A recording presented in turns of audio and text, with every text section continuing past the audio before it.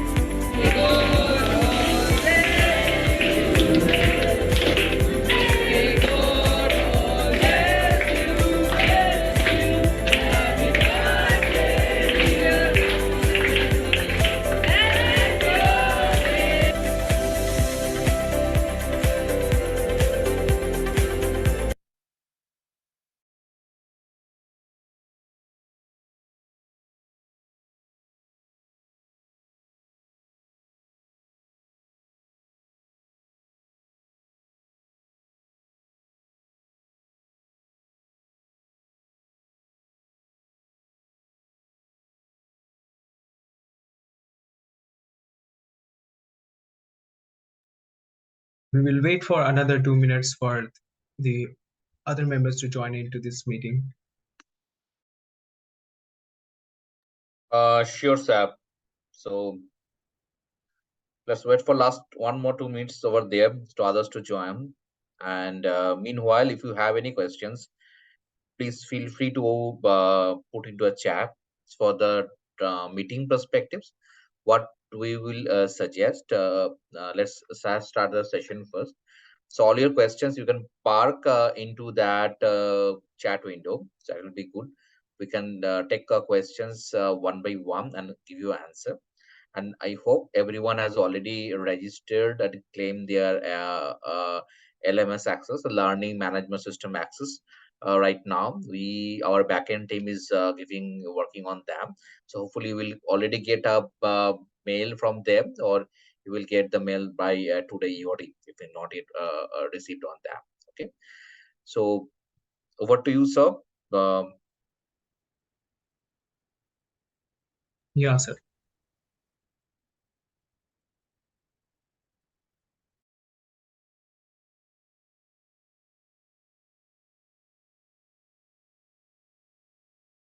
Allow me to turn on my video, please.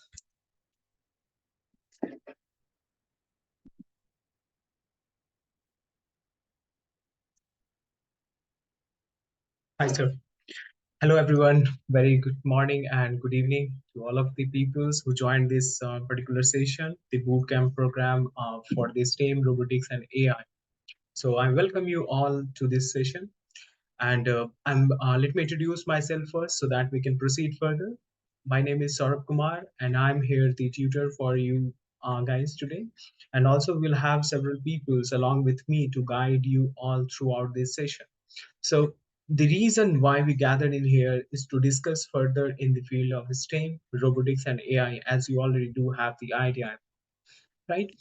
So let me share my screen back again and start this session with a great outcome. So I hope my screen is visible to all of you. So as you already received the credentials for the LMS, so may our tech team will help you throughout the journey to access the portal and have the complete in-depth details of the contents, which is theoretical as well as the practical sessions like the programming and different simulation steps are already mentioned in this segment. So you just have to go through the bootcamp program which we created for you, and you can find the course details and other instructions as well in this. So on the very first day, like in day one, we are going to cover the basic introductory portion of STEM so that it will be easier for you to understand the concept of STEM, robotics, and AI, and the major reason why to implement those in your classes, right? And after that we will have we will get the proper introduction of various tools that we can utilize in our classroom program so that you don't have to be dependent on anything over the internet, as well as we will help you to sign up for open source platform. And as the name implies, the open source platform does means it is free for each and every educators, mentors, and the students around the world. So that's the great thing to have. So now what we do have, we will go through the software installation part on the day one, and we will also have a basic overviews of the robotics things, like how we can say some of the components or some of the machinery parts we can call the robotics. And further we will have in-depth details of the sensors and other thing involved in the robotics and STEM journey. And further, after the completion of these, we will have a proper conclusion and you will be given by the assignment so that you can able to complete those assignment in time. And actually, robotics is helping all of the teachers out there to earn a certificate by submitting those assignments in time. So that is very crucial for you to go. Let me start the lessons for you. So the time when you click on start learning, you will land on this particular page. And here you can see on the left hand side, you will see the course structure, like whatever I'm going to cover through this classroom program, you will have the complete details in here, as well as the simulation and everything is mentioned in the chapter itself. So that will be great addition in your learning process by performing those things using the simulation platform, as well as you don't have to, if you do not have the access to the hardware device, then also it is fine for you to go for the simulation stuff. At least you will understand the concept of how you are going to utilize the components in your future projects. So the reason why we do have STEM in our side, the basic reason, if I ask you the question why STEM is important for all of us, then what will be your answer? And yes, throughout this session, I would love to have a great answers from your side as well, because this is something what we are trying to help teachers out there. So it will be great to have the insight of what you do have knowledge in this particular field, so that it will be easier for us to deliver the content wisely.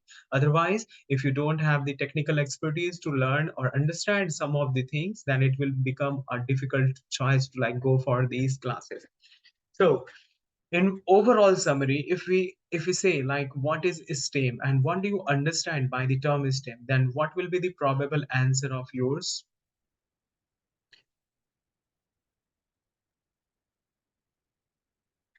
So anyone that do have idea about like what is STEM and where we can implement those things?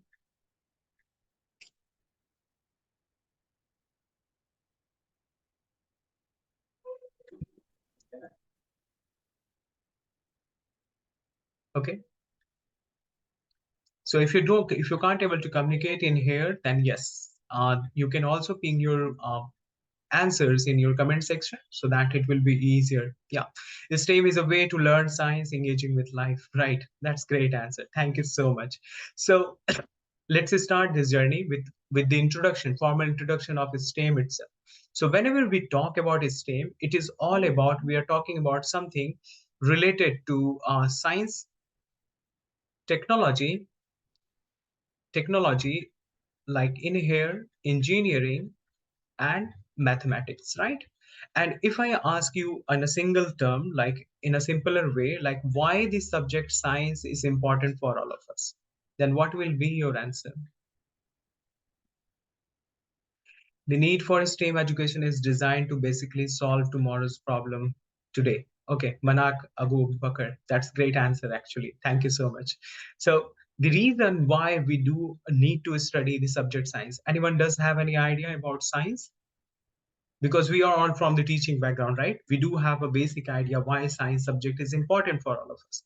So in my point of view, science gives, or each and every teacher does have the same idea, like the science is the subject which gives us the ability to understand more about our nature, right? And the natural things, the natural phenomena, like the natural phenomena and everything occurs in nature. So this is why we need to have the proper understanding of the subject science. And the reason why, the apart from the understanding of the science, the nature itself, it gives us the flexibility to understand few of the basic components surrounding us, like each and every matter you see, the state of matters like solid, liquid, and gas. And apart from these three, the state of matter, we do have many other states of matter as well. Nowadays we do have 7 type of states of matter, but I will mention the 5 one, that is the plasma, solid, liquid, gas, and BEC. And I'm proud to say the BEC because it represents the Bose-Einstein condensate, and one of the scientists from the India itself. So yes, we do have these state of matter, and through this state of matter, we can able to understand the exact reason why we need to study the subject science, and that is why, yes, to understand the world around us. That's also a great answer to that. And if we discuss about the technology part, like why tech is important for all of us, anyone do have any idea why technology is important for all of us?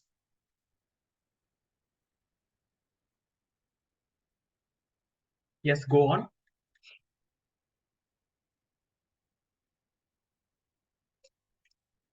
The reason why we need different technology in our life.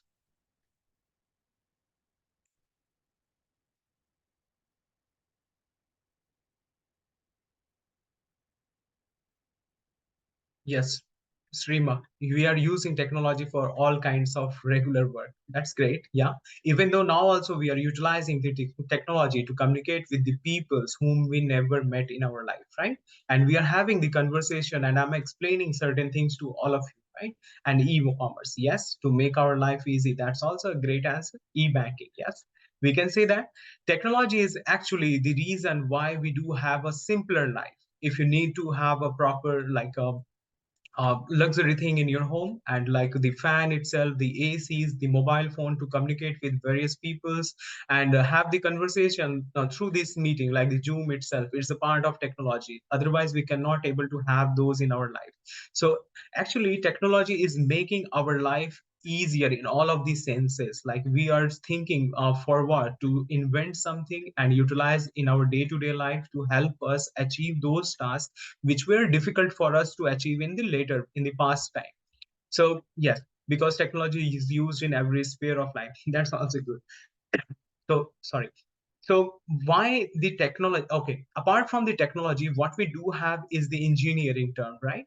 So engineering is correlated with the technology, and an engineer is responsible to develop those technology for us, right? And further if engineer gets a prior knowledge and a further advancement in his or her research project, then he or she becomes the scientist, right? So engineering or engineers helping us in many ways to develop those technology for us.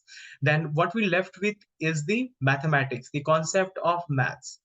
So in simpler term, every student does have the ideas, like it not the student only but each and every person, whatever whoever the person is, like literate or illiterate, does require mathematics in his life. And you know why specifically we need mathematics in our life? Anything that comes to your mind, like why specifically you are studying the subject mathematics in your classroom program?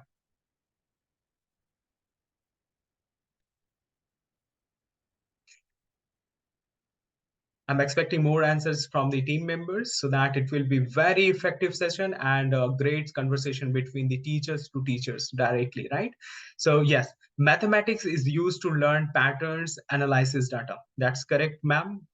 This answer came from Pooja, ma'am. And yes, to analyze data, we can say that. But in overall, if we summarize the concept of mathematics, we can simply define it in a single line. Like, without using mathematics, we cannot able to define anything in this world, right? Even though if you have to explain the room you are sitting in or your environment, you need to have those physical dimensions to represent the thing in front of you, right?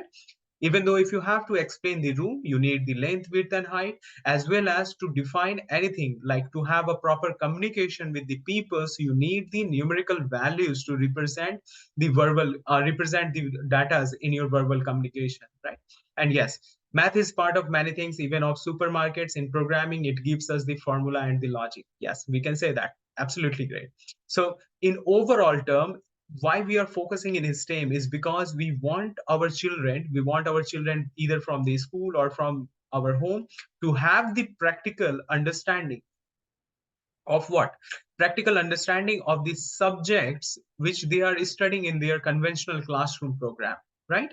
So the reason why the government or the people of different countries introduced the topic STEM in the conventional classroom program, because they wanted our students to have the practical insights, or by learning through doing these stuff practically. We knew that in science concept, like whenever we go for the science subject, we do have various kind of practical examples. Like if you have to learn the photosynthesis, then you can able to do the experiment, right?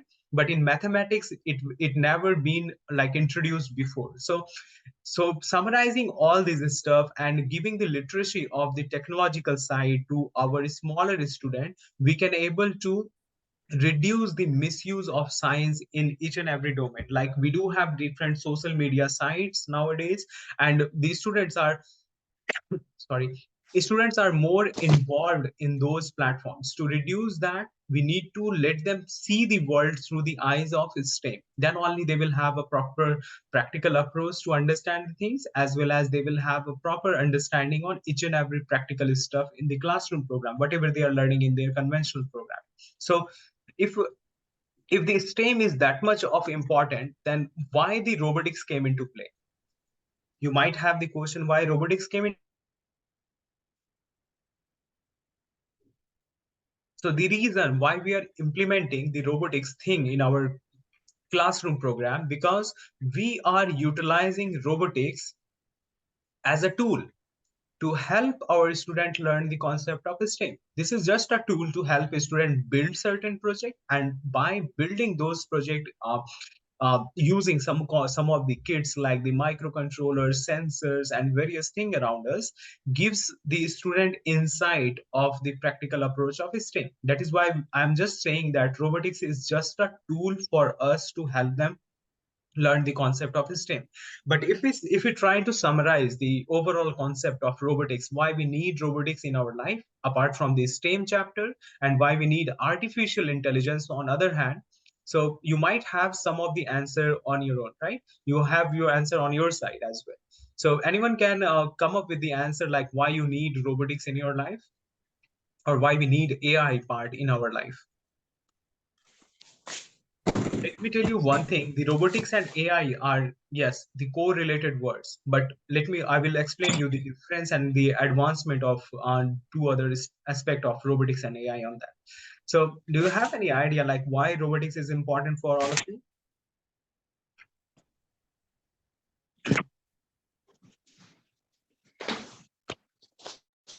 So if we speak in term of like reducing human effort, we need some of the machinery part, right? To reduce the human effort in all of the places, we need some of the machinery part, or we can say that we can need some of the combination of mechanism in our life, like the machine itself. Machine is a combination of different mechanisms, right? So we can say that robotics is a branch of technology and engineering that focuses on creating machines called robots. And these robots are designed to perform tasks or action automatically or with human control. They are made up of different parts. Like I already mentioned, it is made up of sensors, motors, the brain of robotic system, like the microcontroller, Arduino itself, which helps them think and make decisions. And why we need those parts? Then let me ask you one of the question. Is it possible for all of us to go nearby to the volcano or explore the space, outer space, without having the protective suit or any kind of rocketry system? Is it possible to go nearby to the volcano without having any protective suit? No, sir, it's not possible.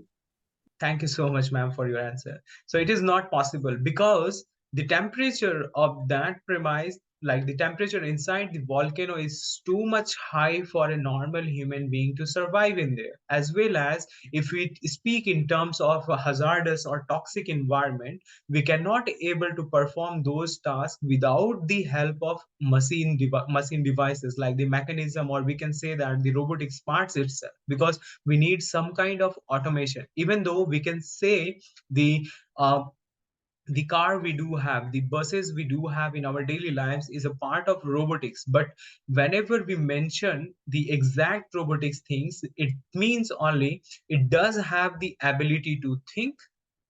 It will collect the data from environment, then it will think and produce the output, like the computer system we do have in our home, the three basic function of any robots. So car will come inside the category of machines, or the we can say that machines only and mechanism, but the robotics is all about collecting the data from the environment and deciding what to do and what not to do on that on certain point of environment, as well as after deciding, it will generate the output to help human being accomplish the task in particular point of time. So this is why we need robotics and robots in our life. And we can simply say that robotics is something which helps us reduce our effort in for all of the places, even though the place is hazardous or dangerous. So suppose, imagine there are various things we do see, right?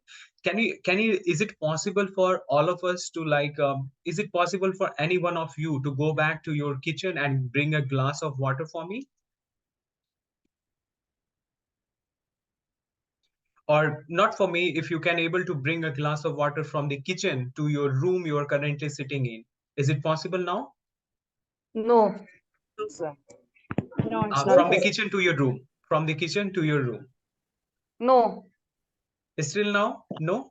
Oh, Then is it possible? Yes. To bring the water from the kitchen to your room, it is possible, but to deliver it to me, it is not possible, right? So if I ask you to like go for that task, like going back to back again in your kitchen and grabbing a glass of water to the room you are sitting in, and you have to do that task completely for rest of the day, like you have to repeat that process rest of the day, then it is possible for you now?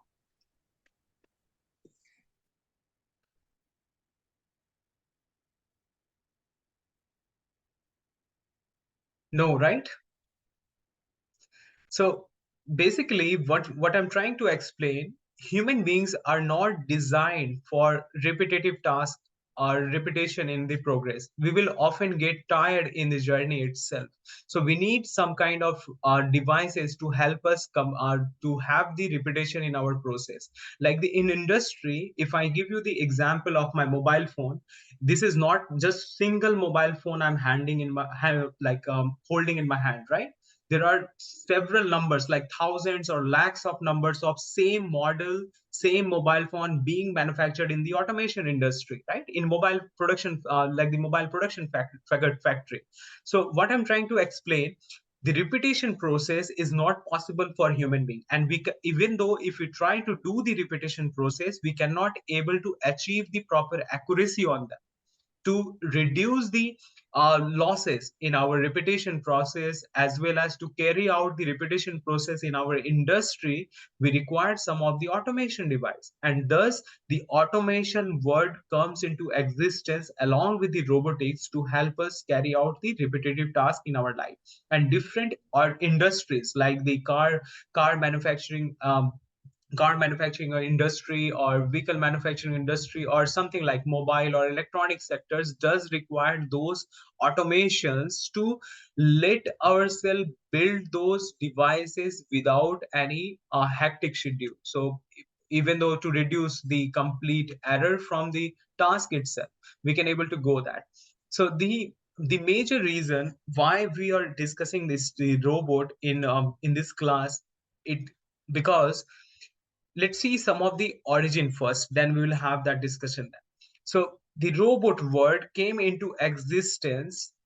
Okay, the robotics word or robot word came into existence by one of the play by Karel Capek in 1920. So Czech playwright writer Karel Capek performed an awesome play to demonstrate how we are going to have our future with these kind of machines, like the automated ones, to help us in different segments in our life, in different places in our life. So the robot, the meaning of the robot is all about the robota. It came from the word robota, and it means forced labor.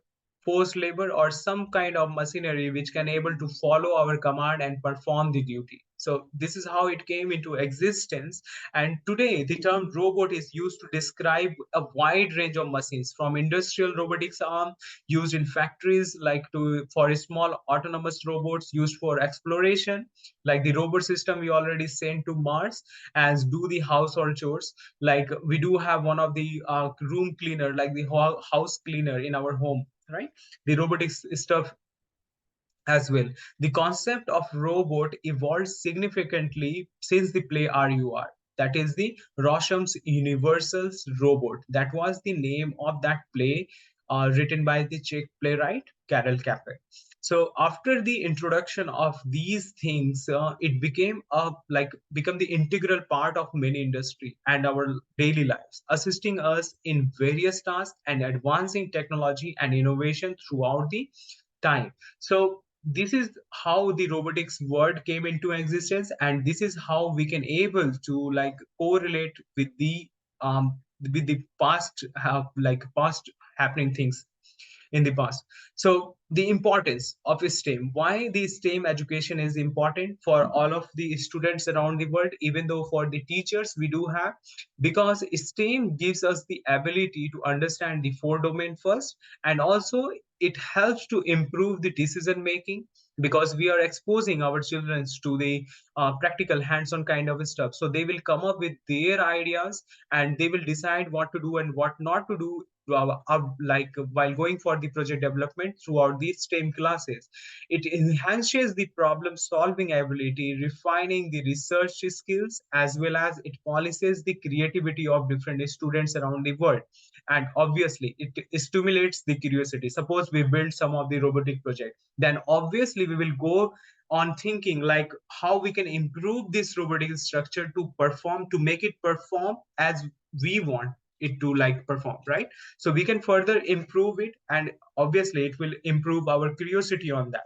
So first time, if I am going to build one car in front of my children, then the second time our student will think of like why we cannot able to provide the wings to this car, so that this car can also fly in the sky and reach to the place where a normal car cannot able to reach in time. So critical thinking and problem solving skill is the major aspect to have these STEM classes, STEM educations in our classroom program. And also, sorry, and also we can see some of the innovation opportunities through these STEM classes. It will have nurturing creativity, generating new ideas, and building up the innovation capability, innovating based ideas, as well as commercializing new innovation. Like we earlier being introduced to the rapid prototyping, and the day the rapid prototyping is introduced in the industry itself, it changed everything for the designer and for the product manufacturer. Because earlier, what we did have to follow, do have to follow was the basic procedure. Suppose if you do have any idea to like go for the manufacturing of any of the pain or something like that, so you need to have the core and cavity for the same to produce your pain, right, from the company point of view, from the production point of view. But right now we do have the rapid prototyping, sorry, right now we do have the rapid prototyping to see the actual results from the idea, see the actual result from the idea. And we will discuss more about the rapid prototyping in our future classes, and as we do have 9 more classes left for that. So earlier what happened, we have to go for the core and cavity development, and by developing the core and cavity for any of the plastic component, we need to invest a high amount of money on that. And suppose by mistake, if any errors come in between your core and cavity, then it completely ruins the system. Means you cannot able to like change the mold and cannot able to like go for the new one, because you already invested ton of money on that. So the rapid prototyping actually giving us the flexibility to go for the project development. And also in STEM classes, rapid prototyping is very much important for all of the teachers out there, because you cannot able to utilize each and everything you see on the internet. You have to come up with your innovative idea to impose them in your classroom program, then only you will become proper STEM educator in all of the senses, right? If I am the seller of mangoes, right, suppose I'm giving you one example. If I am the seller of mangoes, I do have one shop with me, I'm seller of mangoes, and my shop does not have any mangoes, only the poster I do have in my shop, then what will be the use of that, right? So you are the STEM educator, you must come up with the ideas and the creativity on yourself to help the student to build their best possible future, right? So STEM gives a strong foundation for future careers. And suppose if I give you the option to choose between two of the fruits like the apple and banana, there will be a probability of either you will go for 50% chance will be there, either you will go for the banana or the apple, right? But if I show you the bunch of fruits like the apple, pineapple, watermelon, papaya, and so many things, then you can able to go for the variety of your choice. You can able to choose what you like the most rather than being dependent on two of the outcomes. So STEM actually gives them the ability to understand more about their career, because whenever we speak in term of robotics, it is everywhere, almost everywhere, from our local shops, local store, to the main industrial in industry. We do have the automation part. In medical sectors nowadays, we are utilizing the concept of robotics, and we are performing the precision surgery on in there. And also space exploration, handling dangerous tasks, repetition, everywhere we can see the example of robotics. So this will give them a boost in their thinking capability to further decide what is good for their career, rather than we as a parent forcing them to choose, go for the engineering and go for the doctor, become the doctor or something like that. You don't have to do that after the proper education in STEM and all. So it improves various things in STEM as well, like the information, data and content creation, innovation and research. So teaching, learning and self-depend development, communication, collaboration and participation, because you are going to let your children have the proper collaboration, like have to work on the team itself. Like 5 of the group member will come up with the idea and they will develop the project. So this thing will give them the proper advantage on the STEM curriculum. So yes, enhancing digital literacy and technological competence. So obviously, it will help them to improve their digital literacy. Earlier, we were forced them to have the knowledge of computer. Earlier, we introduced the computer languages like the programming language and understanding of computers in our class. But now we are helping them to understand the concept of STEM, because we are moving ahead. And as the technology forward, in the like higher achievement level, earlier we did had the like the computers only to have the programming language, but nowadays we do have various kind of microcontrollers and different programming languages to choose from individual things. So they will have a variety of things. And also, yes, sustainable development goal. So as a science teacher or a normal teacher, or a normal person, you must heard of this word before, like the sustainable development goals and the green energy. We often speak in terms of these things in our classes, but honestly, how many of you implemented those in your lifestyle? Not in your classes, but in your lifestyle.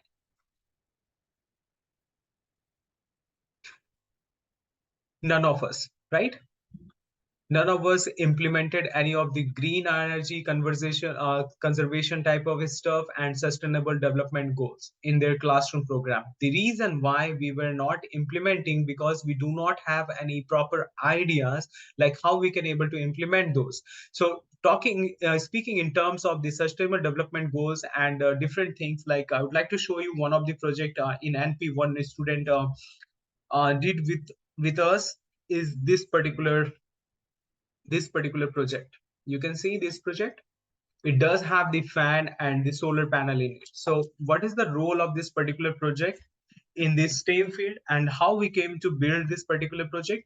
This project is known as wind and solar driven mobile charging unit. One of the students came to me and asked me whether we can able to idealize one of the device through which we can able to charge our electronic gadgets. So the reason why we built this device to reduce the dependability on conventional electric sources, like the power sources. We can also able to utilize the wind power coming from the vehicles, like from the window side of vehicles. And also we can also able to harness the solar power by any point of time or in any place, right?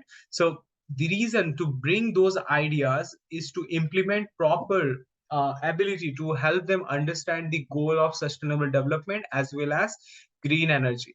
So in overall terms, we can say that the importance of STEM education is all about vocational training, experimental learning, the real world exposure to different technologies and different things we do in our daily lives, better networking opportunities, because if you involve yourself in different project building session, and if you throughout the different collaborate with different peoples around the world, then you can come up with the solution to our major problems happening in our societies, right? You can able to solve those problems by sharing those problems and having better networking opportunities. So yes, the more professional divine, because as we are proceeding further, we need to have a proper understanding on these things. Earlier the computer education was only required for all of the teachers, but nowadays it is best in class to like go for the STEM education, to have the proper understanding of computer itself. But apart from the computer, there is programming involved and also the project development involved. So let's see what are the three ethical laws we can follow in our classroom program, of like whenever we go for building any of the robotic device or any of the project throughout the session.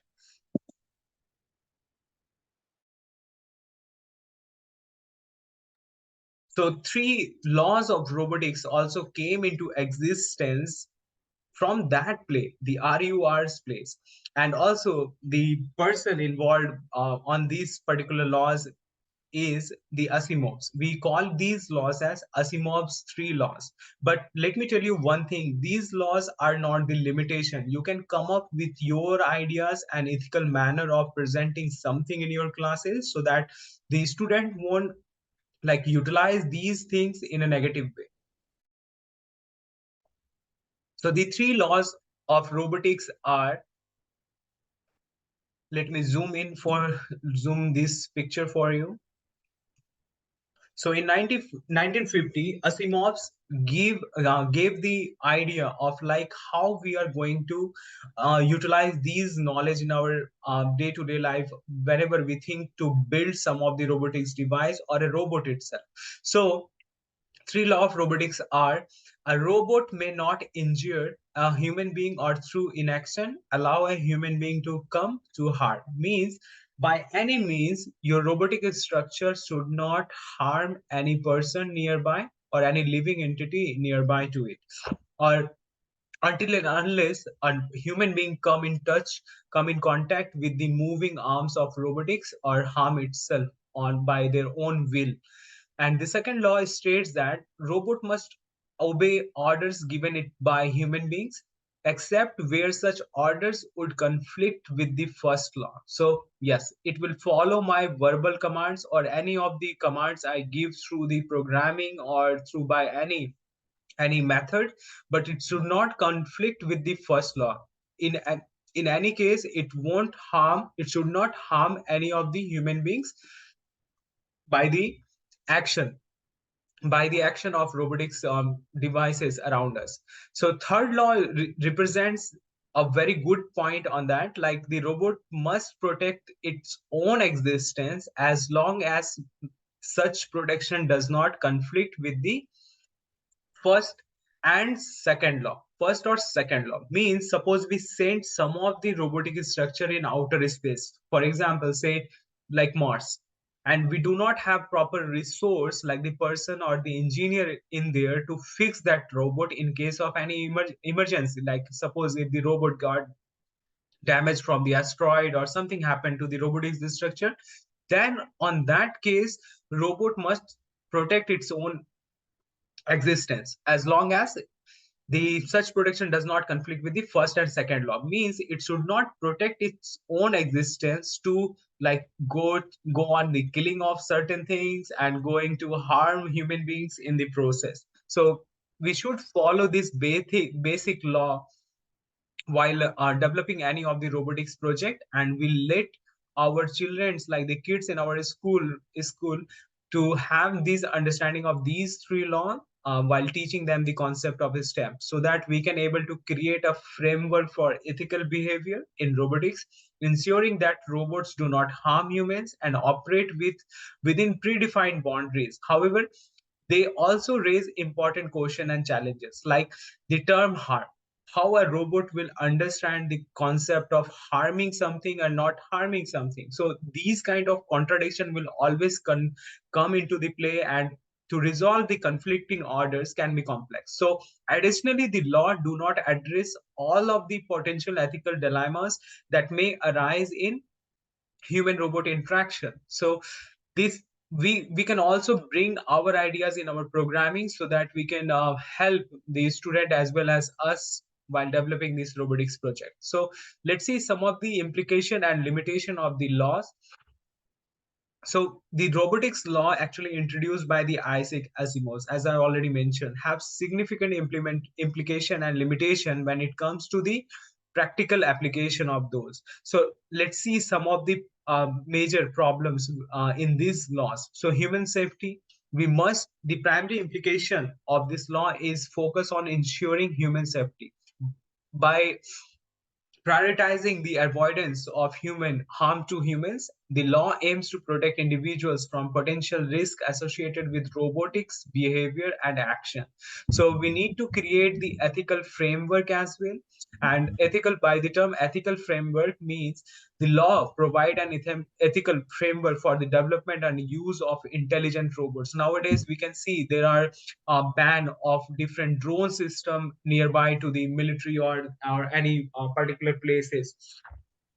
So why to ban those? Because people were started misusing those technologies to gather the information from the places where it is not entitled or not intended to gather. So that stabilize a baseline of responsible behavior and encourage designers, engineers, and programmers to create machine that adheres to these principles. We should not equip our robotics body with the knife or certain kind of things so that it won't hurt. Even though if it tries to hurt by any mistake or by any chance, it won't get that opportunity to like make complete harm to the human body. So human robot interaction. The law promote the idea of harmonious interaction between humans and robots. They emphasize the importance of robots following human commands, respecting human authority, and prioritizing human well-being. So obviously, after all of these, if we go for these four things, we need to have a proper trust and acceptance for those things, like the robotics structure itself. So adherence to the law can help build trust, acceptance of robots in various domains.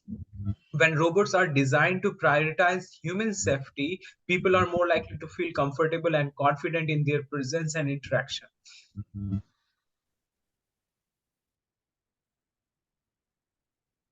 So let's see some of the limitation of the law of robotics. So it does have the interpretation and context. Like I mentioned before, the word harm itself, how a robotic thing like the programming itself can define the proper way of like understanding the term harm.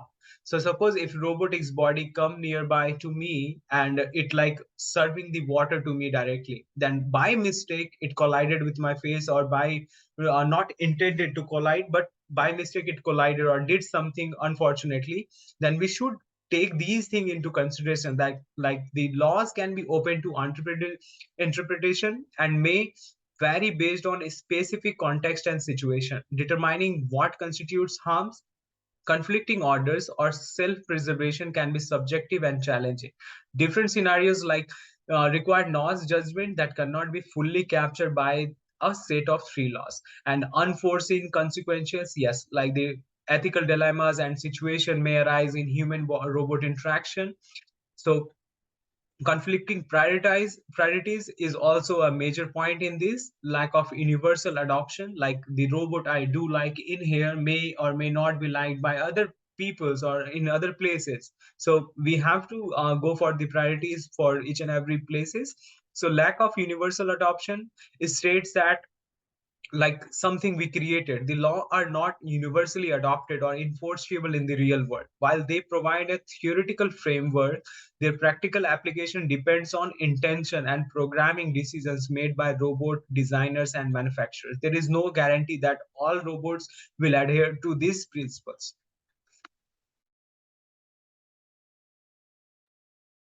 So we do also have the ethical gray areas, right? The law do not address all of the ethical consideration that arise in the field of robotics. They do not cover issues such as privacy, fairness, transparency, and long-term societal impact.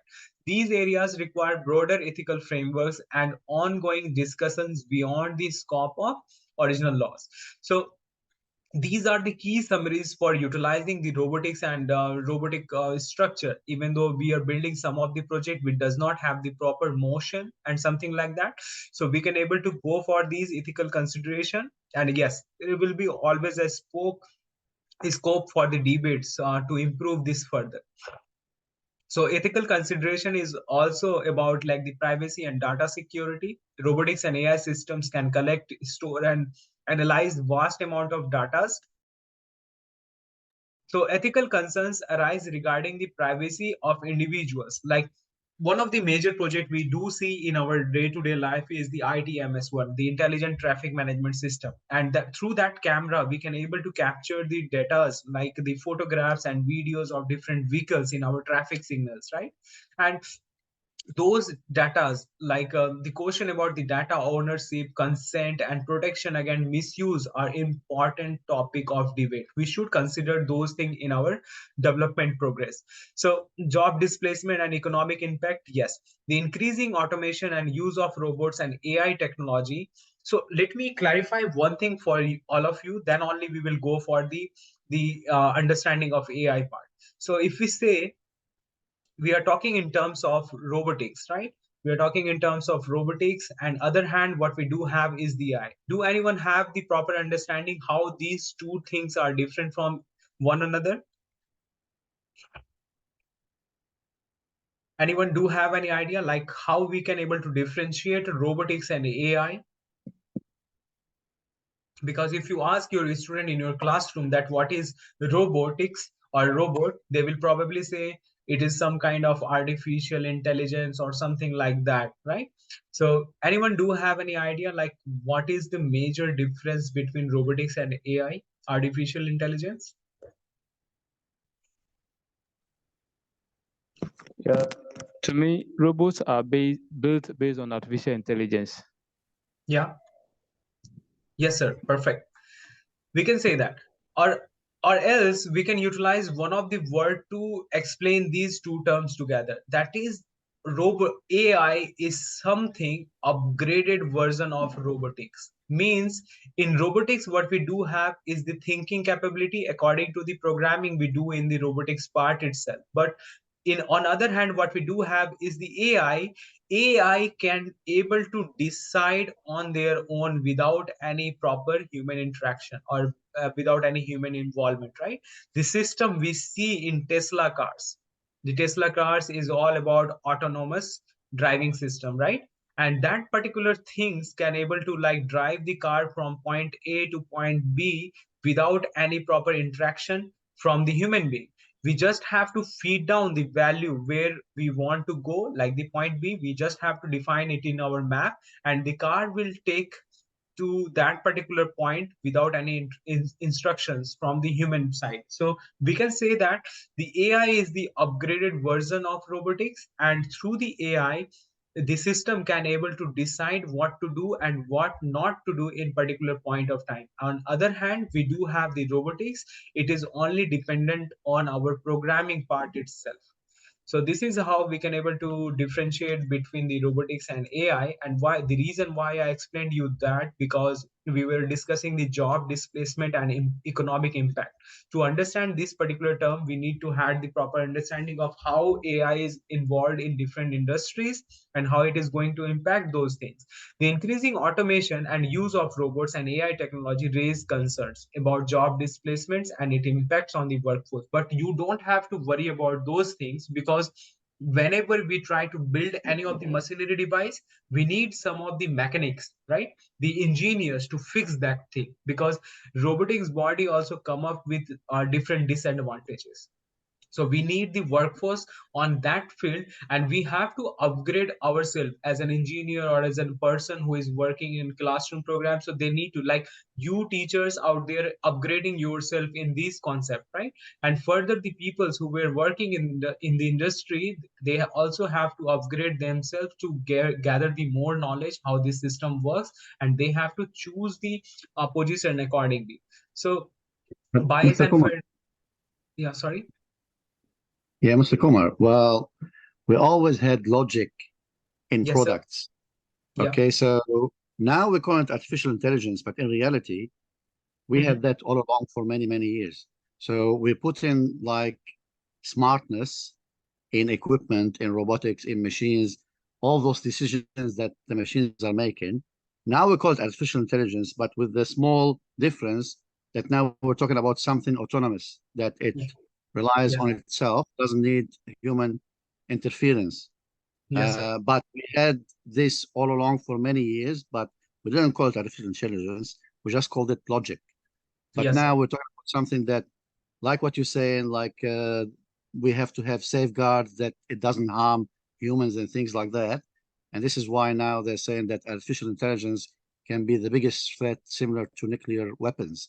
Because if you Yeah. give something autonomous ability to make decision, whether right or wrong, then potentially you could be something that's considered to be inefficient, and effectively, if it controls weapons and things like that, try to wipe you out. So this is the other side of We should not, the yes, sir, totally agree with your point. We should not give that much of the authentication, like the ability to decide for ourselves. We should keep some portion of the robotics and the development of these things limited to of our use, limited to our use itself. Otherwise, it will, yes, it will go. And we often see some of the movies were also explained like the implication of the robotics implementation in our day-to-day life. It will go on for the nuclear war and something like that. So we should limit these things at certain extent to not let ruin our future in every point of view.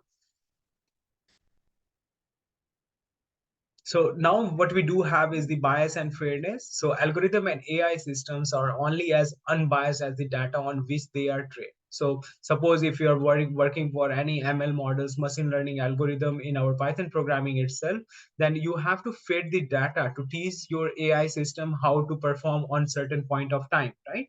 Then only it will decide whether, like the Tesla car decides whether the traffic light is red or green or orange, and certain and at some point of time it detects the red light, means it will ask the other parts like the output device, motor itself in the car, to stop on that particular point of time. So to decide like the fairness or like training our model, we should utilize the good contents of the data itself, and it is not possible. So that is why we need to have a proper ethical framework, because maybe I do have some other point of thinking, of like thinking ability on based on my situation compared to yours. So we have to come up with our idea to help secure the environment with these kind of uh, unfair things in our life. So fairness arises when algorithm inadvertently reflects and perpetuate the societal basis, right, leading to discriminatory outcomes. Debates focus on developing fair and accountable AI system and addressing bias in data collection and algorithmic decision making. So yes, it is also means to go for the accountability and transparency. So system like the AI itself become more autonomous. Questions of accountability and transparency always emerge into the place. So it become crucial to understand how decisions are made and to hold responsible parties accountable for the action of AI. Like whenever we try to like have pet in our home, so we as a human are responsible for activities or for any other activities done by our pet itself. So the robotics structure is also one of the thing developed by the human beings. So the people who is responsible to develop those things will be held responsible for the actions of AI system directly, not indirect sense. So different like the auditing mechanism and regulatory framework should needed in here. And the human machine interaction and autonomy is all about the various aspects of human life, raises question about the boundaries of human machine interaction and the level of autonomy granted to machines. So ethical considerations include ensuring human oversight, avoiding undue concentration of power in machines, and defining appropriate levels of autonomy. So this is how we can able to like go for the perfect building. And yes, and also it does have two more things in here, like ethical decision making by machines and long-term impact and existential risk. So as you mentioned, sir, the existential risk by providing the complete like handling things to robotics structure or AI system. So we should not go for that. So some ethical discussion extend to the long-term impact and potential risk associated with the development of advanced robotics and AI. Concerns include risk to humanity itself, the environment, and potential loss of control over super intelligent machine. Because if we try to build those intelligent machine, then at some point of time it will think that it is superior than us and there is no need for human being in this planet earth, and they will try to like destroy each and everything present in the nature itself, and they will rule the planet earth, or they will find other places to like get located and do the rest of the development process. So debate is required, and it focuses on responsible development, risk mitigation, and ensuring the long-term well-being of society. We should focus on that as well while going for this robotics and AI development in our classroom program. And the why we are discussing in our implementing these in our classroom program, because we are trying to program the brain of our young children, right, in our classroom. So the way we try to guide them in our classes, the person they will become, the great person they will become. Otherwise, if any point of time if we teach the negative side of these things, then they will try to misuse the things to like build some of the devices to harm the peoples, as well as to let the others suffer in the process itself. So this is all about the law of robotics and ethical consideration of robotics. Let's explore this third term, which is the basic components of robots, that is the skeleton itself.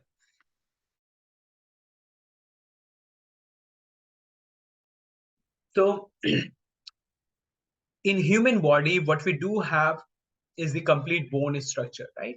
So I'm just utilizing the common example to help you understand the concept in robotics. So it will be easier for you to go for the presentation, build the presentation to help your kids understand, help the children understand the same thing in the classroom program. Because we are not talking about the 34 or 35 year of age of some teachers. We are talking about the smaller kids, like the 12, 13, 14 year old kids. So to let them understand, we should give the similarities of different things present in our nature itself. Like the body of human being is a perfect example to correlate the body with the robotics structure. So in body, what we do have is the skeleton. And why we do have a skeleton in our body? To support each and every organ in our body, right?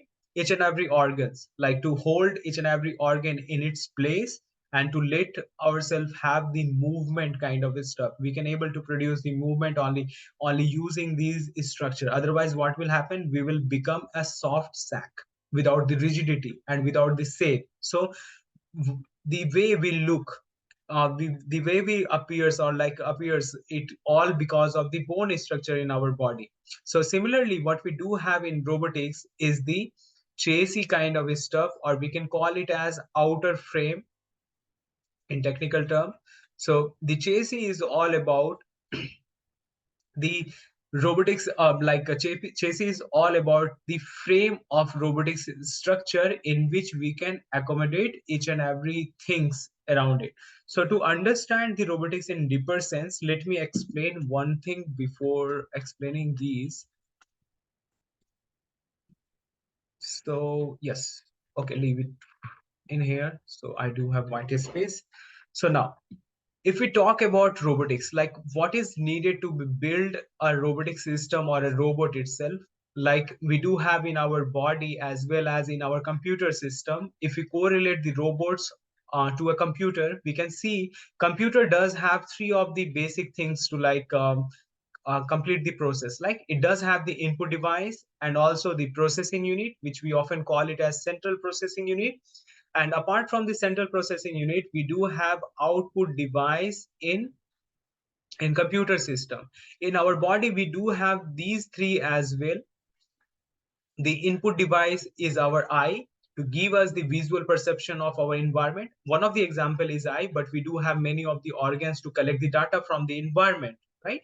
So we can call those data, those devices, those organs as input device for our body. In computer, we do have central processing unit, but in our body, what we do have is the brain. And brain does helps us to decide what to do and what not to do on different point of situations, right, in particular situation. And after deciding what to do, what not to do, CPU further directs the output device to take the command of a specific thing like the motion itself and some kind of output, right? The motion is also part of the output, but I'm writing the output in here because apart from the motion, what we do have different types of output. Like if we have to glow a light, so this is also a kind of output. And also if we have to create some of the sound, this is also one of the type of output. So I'm just taking this consideration. So robotics body does require three things. The locomotion is the output. Locomotion or actuation, we can say that, is the output part. The brain in robotics body is known as microcontroller, which you already heard of. And Arduino is the most common example of microcontroller we can see in our day-to-day life. But Arduino is not the limit. We do have different kinds of microcontroller present in our in the market itself. So we can go for any of the microcontrollers as per our choice. And second, as per our requirements. Because if you need to store more of the data in the device itself, then yes, you need to have some good powerful microcontrollers to have to do work with. In terms of input device, like we do have eyes to give us the visual perception, ears to let us have the sound listening ability to different sound waves. In robotics, what we call it as the input device is all about the sensors, which we will discuss in few slides. But I'm just giving you the summary to understand the three major key points to build any of the robotics device and the AI system itself. And in this uh, in this STEM journey, we are going to utilize the robotics part, as well as why we are calling it is we are going to introduce the AI. The AI should not be introduced in such a way in which we will only show the UI, the user interface, to our students. We will integrate the hardware into robotics devices, hardware in our robotics devices, to produce proper outcome to represent the AI part. Like if we ask our humanoid robot like what is the time or what is your name, then it should answer those questions verbally using some of the speakers arrangement along with the microcontrollers and so many things. And if we call our robotics body like come here, then it will use their motors to like replicate the motion to reach certain point. So I hope you understood the basic three terms in robotics. The first one is the sensory device, second one is the brain, that is the microcontroller, and third one is the output device in robotics. So apart from these three, what we need to have is the chassis. And chassis is all about like accommodating all of the three things inside of it, so to form a rigid structure and perform the task without any issues. So our skeleton has bones. Robot skeleton is a robotic chassis or simply a chassis. It is a frame onto which everything like the actuators, effectors, wheels, casters, grippers, and the brain is attached and supported.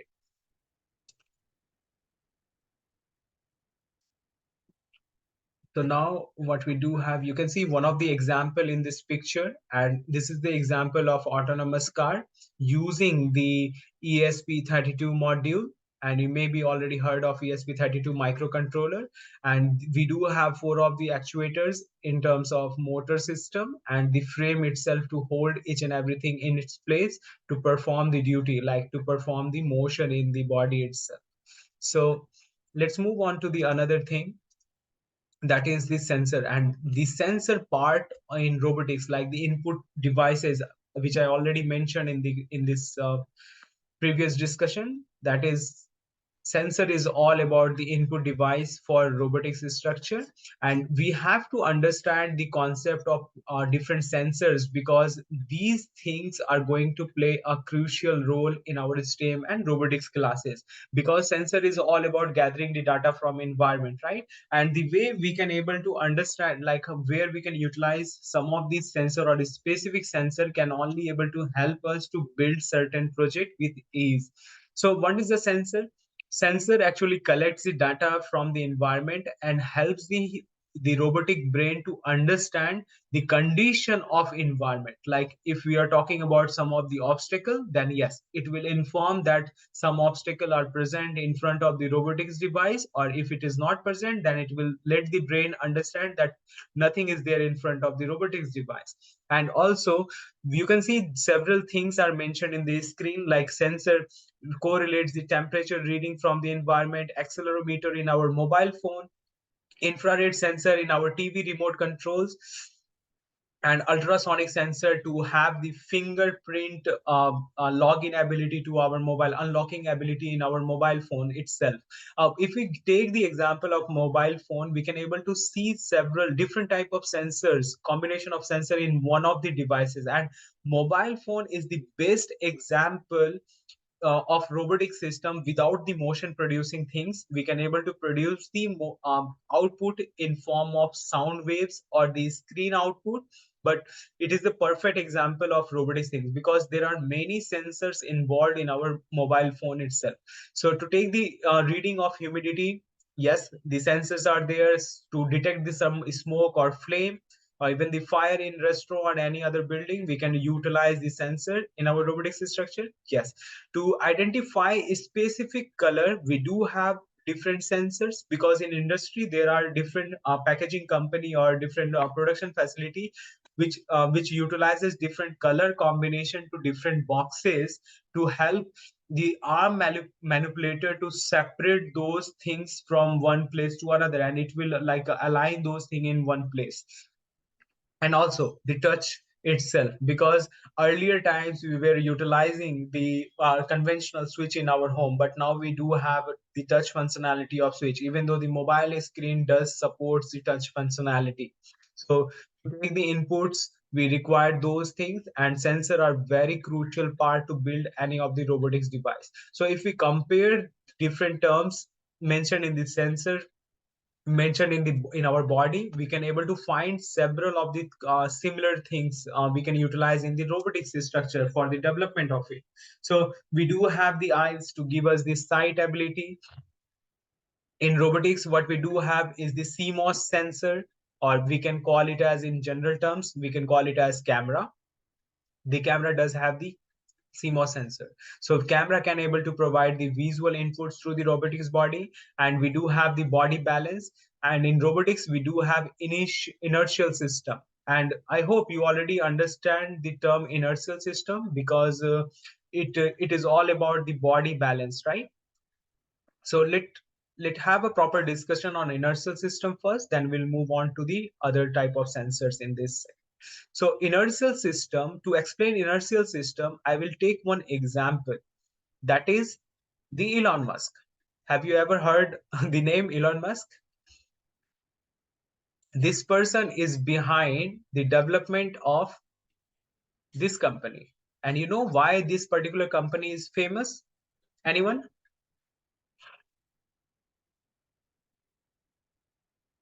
Why the SpaceX is famous? Because it sent lots of satellites. It's actually in competition with NASA. It sent lots of satellites to space, Yeah. and it's been now in the news because Elon Musk is interfering in politics, and in the Ukraine war, he was providing Ukraine with internet access when the Russians Yeah, bombarded the the Starlink, infrastructure. through the Starlink. As well as it provides designing and manufacturing services for rockets and the ISRO companies like that.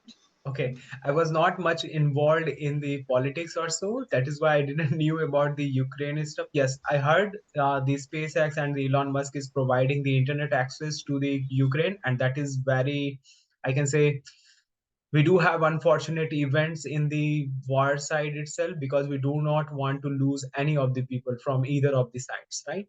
So let's focus on the SpaceX first, then we will have the proper understanding of why I mentioned this name. Okay, this particular person is behind the development of the SpaceX, and the SpaceX is the rocketry company which manufactures and builds different kind of rocketry system, right? And why this SpaceX is popular nowadays, apart from any space agency, because it does have the capability to re-land the rocket back to the Earth's surface. Yes, have you ever seen the video in YouTube itself? it is coming back to the Earth atmosphere and landing back in the defined area and defined place.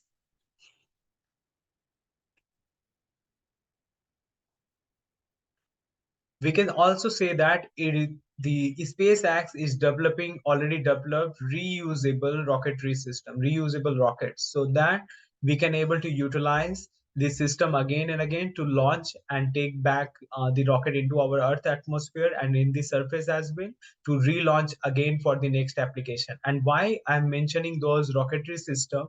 To identify the real orientation. Suppose this is the Earth atmosphere, and here we are entering in, the rocket is entering to the Earth atmosphere, then we require to have the three datas. Three datas means the data related to the three axes, X, Y, and Z, to give the proper orientation to the rocket so that it can able to land properly back on the surface of Earth, right? So to gather these data, the origins, or like we can say the axial data, we need to have this sensor, the initial inertial system. And the sensor involved in the inertial system is the gyroscope, sorry, gyroscope and accelerometer. Accelerometer gives the ability to understand how much acceleration are there, means it is all about the speed, change in speed, not the speed, change in speed. And gyroscopes gives the ability for us to understand the exact location of coordinates, means in terms of X, Y, and Z. Through these sensors, they are achieving that thing. Using the inertial system, they are achieving the reusable rocketry system. They built this system using this particular sensor. And why I'm giving you the example to understand these, because we have to understand the practical implementation of what we are learning and how we are going to utilize these sensors in our different projects. So you must have to have those ideas, like how the peoples were already utilizing these sensors in day-to-day life, as well as how we can able to utilize in our future projects. So in body, so I hope you understood the major advantage of using the inertial system in our robotic system.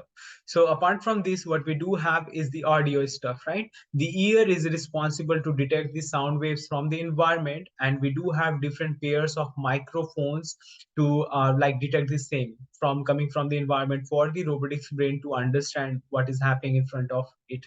And in our body, to like give the motion to different fluids, we do have veins and arteries to provide the supply and take out the waste from each and every part of our body. So in robotics, what we do have is the micro pumps or biochips to perform the same things. So let me clear my clear these up and read a little. So apart from this, what we do have in our body is the brain to generate the brain waves, right? Brain waves are essential for the MRI machine to detect, and further we can able to identify what are the problems is happening in our body, to identify uh, uh, uh, like uh, like changing in brain waves through the MRI machine. So I'm not trying to give you the similarity between the brain waves and the RF communication, but RF communication is something different, like to communicate further with another device, like one device to another device. So RF is all about the radio frequency communication, and through using the various oscillator, tuners, and filters, we can able to achieve in robotics structure. And also the communication thing is important in robotics body, because we are building some of the robots. Suppose this particular robot we built earlier, and now we need to utilize to like deploy the same. It does have 4 wheels to like operate. So either we can utilize the remote for that, the wired one, and other aspect of it, we can also utilize the RF devices, radio frequency device, to control the bot itself. So why to learn these things, the RF communication in robotics stuff? Because we have to introduce one more things to our students, that is the cryptography to secure our communication with the robotics devices. Otherwise, suppose you build some of the robotics drone system or anything related to robotics, and that thing is harmful or the violent one, in with respect to the robotic system. Like it does have some of the armories and all, the rocketry system or something, then we should use the cryptography in our STEAM education to help them understand the concept of encryptions. So to achieve that in RF thing, what we do have is the 8-bit switch, 8-bit DP switches. You can also able to search that in Google, so find out what it is exactly. So 8-bit switch utilizes the same encryption to provide the cryptographic communication, encrypted communication with our hardware devices. So those things, along with the robotics and AI, you should understand the concept of how you are going to implement the hardware system in your robotics classes, so that it will be great for you to bring the good outcome of the whole classes. So apart from the RF communication, what we do have is the smell. We utilizing our nose to have the different fragrance in our environment. Similarly, we do have different kind of gas sensor to help robotics body understand the condition of the gases present in the environment itself. So basically, we can able to detect many of the gases using different type of gas sensors based on different kind of detectors. And if we talk about what is the necessity of detecting different gas, yes, to monitor the pollution level in our environment, because some of the pollutants harms the body itself. Like some places are not suitable for human being to perform, then it will alert human being to change the environment, or just to use some of the alternative methods like the mask and all.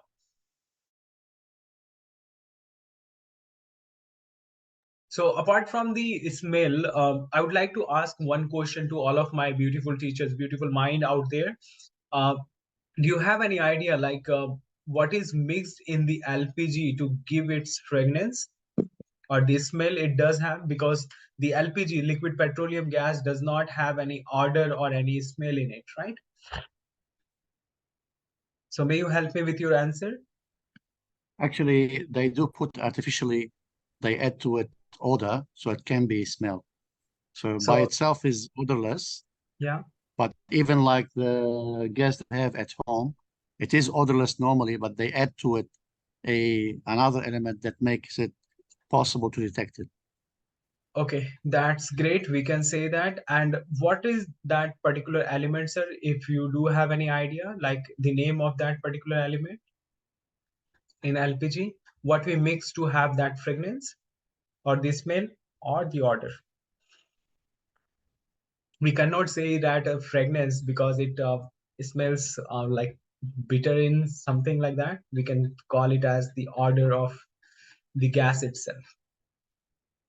Anyone do have any idea what is mixed in LPG to give it the order? Not from the Google search. So we mix the ethyl mercaptan. You can also find it. Ethyl mercaptan, yeah. Yeah. So ethyl mercaptan is the main reason we do have that order in the LPG itself. So the reason why I'm mentioning these chemicals, because you have to understand the basic of these. Otherwise, what will happen? Suppose if you have to detect any specific smell or fragrance in the environment, and you don't know how that thing, like what are the thing is it is composed of, then it will be impossible for you to bring up with the idea. See, there are many basic kind of sensors available in the market, but as a STEM educator, you have to think on your creativity as well. Suppose in case if any sensor is not present in the market and you have to build those device, then you should know these things, like what this gas is made up of and how this thing works, right? So apart from the smell, what we do have is the focus. So focus is something similar to the autofocus thing in our camera itself. So it does have the autofocus stuff, which is the set of two coils, and two coils using the magnetic field comes closer, and it creates the spaces between the camera lens and the CMOS sensor to adjust the focus in between the objects.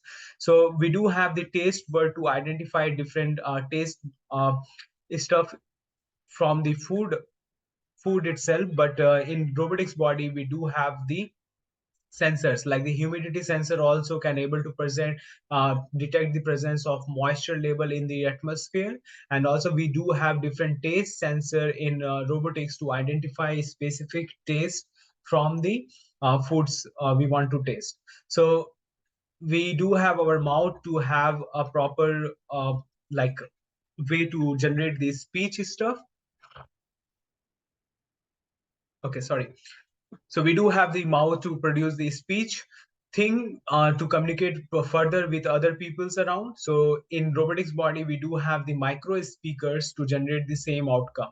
In our body, we do have the pressure stuff like identify how much we are getting the pressure, or we can able to accommodate ourselves in the natural atmospheric pressure, that is the 1 atm. To detect those in the robotic system, we do have different kind of pressure sensor to identify the exact amount of pressure we are exerting in the system. So apart from these, we do have our skin all around our body to have us understand the concept of touch, right? We can able to feel the touch using our skin. So in different robotics body, we do have touch sensor. Like I mentioned, in our mobile phone application, we do have the sensor to provide various inputs to the system itself. So we can able to utilize those touch sensor to provide the various feedback to the robotics brain itself. So these are the common type of sensors we can utilize in our system, and these things works in the robotics body. Sensor provides the data, like I mentioned before. It provides the data. Suppose if we take the example of aeroplane, so it provides the data like the position, height, speed, temperature, and location. And further, the brain of the brain of the any flight stuff, even though the fighter plane or the aeroplane does have a computer inbuilt inside, so it can able to detect the various incoming things from the sensor itself, like various input signals from the sensor, and further processes that data, and it operates the output device. And in terms of the output device, in aeroplane we do have engine, flaps, motors, wings, and so many things. So this is how the sensor works along with the other system in the robotics body, and this is just an example to explain you certain things. So in overall terms, we can say that sensor is the input device, is an input device that provides the output signals with respect to the specific physical quantity, that is the input from the environment. And the term input device is in the definition of sensor means that it is a part of bigger system that provides input to the main control system, like the processor or microcontroller we are talking about. So another unique definition is of sensor is as follows: it is a device that converts signals from one energy domain to the electrical domain. The definition of sensor can be better understood if we take the example into our consideration. You can see there are plenty full of sensors I brought in for you guys to have the proper understanding, and also you can utilize these sensors in your classroom program to let the kid have the proper understanding of sensors. So color sensor is responsible to provide the color data, like the data like whether the object is in a specific color or not. And also we do have LM35 base transistor, which is also known as temperature sensor or thyristor. And we do have the rain sensor, PIR sensor. PIR sensor is responsible to detect the movement in our environment, and it is known as passive infrared sensor. And apart from this, the water flow sensor to detect the presence of the intensity of flow through between the pipes. Gas sensor is responsible to detect the presence of gas in environment. Alcohol sensor is nowadays utilized by different traffic police to detect whether a person is drunk or not while driving a vehicle. So alcohol sensor is also very important nowadays to utilize in our STEM classes. And smoke sensor to prevent any fire hazard in our workplace or in our home itself. So LDR is one of the okay. LDR is not the sensor. LDR is one of the electronic component, we can say, And this particular component does have a major role in our daily lives. Like you already seen some of the street lights, right? And those street light can able to turn itself on in the night time, and it's turn itself off in the daytime. And how it is doing that? Using the application of LDR, that is light dependent resistor. And through this light dependent resistor, it comes to know whether light is present in our environment or not, and further it directs the brain to turn on the lamp or the street light and turn off the lamp or street light at that particular point of time. Rain sensor is also useful to detect the presence of rain in our environment. And what we do have is the heartbeat sensor, and heartbeat sensor is very much important sensor to utilize to build some of the medical devices and to detect the proper beating rhythm of any people around. So apart from this, what we do have is the IR sensor, and IR sensor is known as the infrared sensor. And infrared sensor works on the principle of reflection of infrared lights from the obstacle itself. So you can see there are two types of infrared sensor. One is the transmissive type, and second one is the reflective type, which we'll discuss in our further classes as well in details. Apart from this, you can see one of the sensor is touch sensor, and touch sensor gives the robotics ability to understand whether some button is pressed or someone is trying to give the physical commands to the robotics body. Humidity sensor is useful to detect the presence of moisture content in our environment. And also we do have a smaller sensor, is this one is the photo transistor, which detects the intensity of light coming from the environment. The gyroscope, which I already explained, is responsible to provide the axial data, that is X, Y, and Z axis data, to help robotics structure balance itself on based on the input of different axial data.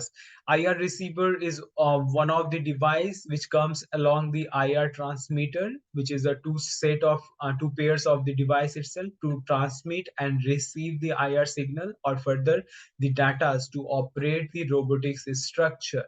And ultrasonic sensor is also one of the obstacle detecting device, and it is based on the ultrasonic frequency.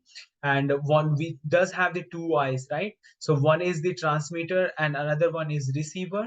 Transmitter is responsible to transmit the ultrasonic frequency to the environment, and receiver further receives it after the reflection of transmitted ultrasonic frequency from the obstacle itself. So we can able to utilize ultrasonic sensor in to build different kind of obstacle avoiding robots or obstacle detecting robots. Or we can also even utilize the ultrasonic sensor to build the radar project, the smaller radar project, not the big broad scale radar project, to identify obstacle in 360-degree premise.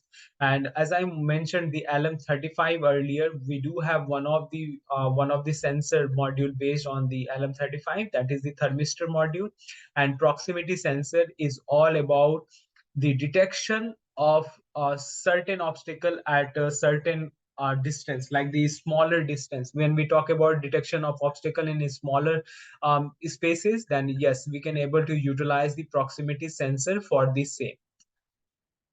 So let's move further in this sensor segment. So you can see, you can take the screenshot of these things. You can also able to utilize these kind of sensor in your robotics application to further do the experiment in our STEM classes. So we do have various kind of sensors apart from that the label sensor, gyroscopic one, acceleration, pressure, temperature, chemical, motion, proximity, image, optical, wire, water quality sensor. Water quality sensor can able to help you understand few terms like the pH itself, like the pH content or pH value of water, the TDS, turbidity related to the water, and chlorine, dissolved chlorine presence in the water. So we can able to utilize the water quality sensor to build some of the smart water management system or water distribution system.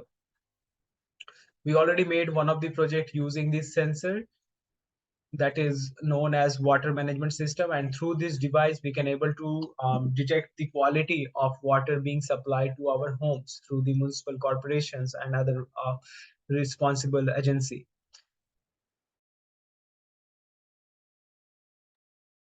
So apart from these, let discuss on one more topic, that is the type of sensors. That is very much important for all of you to understand the different types of sensors. One is the passive one and another one is the active one. So there are two basically types of sensor present in the market, and for our application as well, we do have the passive sensor and active sensor. So passive sensor is all about like uh, it is dependent on incoming incoming signals from the environment.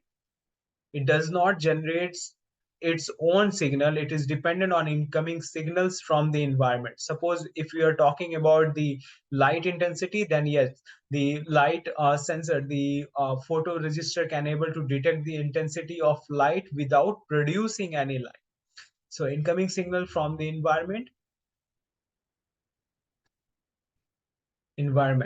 And on other hand, what we do have is the active sensor. Remember I showed you one of the sensor, that is the ultrasonic sensor, and it does have the two type of eyes in it. One is the transmitter, another one is receiver. So active sensor is all about, first it will generate its own frequency and it will transmit that frequency into the atmosphere, and further that if that frequency will get reflect back from any of the obstacle, then the receiver end will receive that frequency and further inform the brain that something is there in front of the device. So those kind of devices which can able to generate their own transmission or own frequency, and further it detects the incoming frequency upon the reflection, then those kind of sensor are the active ones. And those sensor which is totally dependent on the inputs from the environment itself is known as the passive kind of sensors.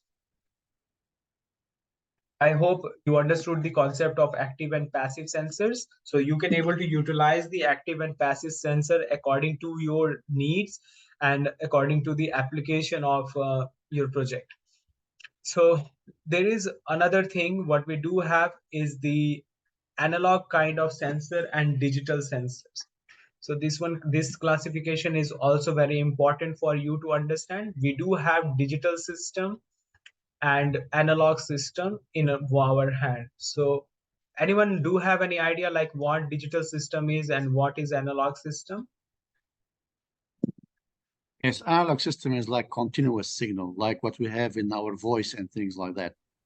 While the digital systems are like ones and zeros, like what our computers work on.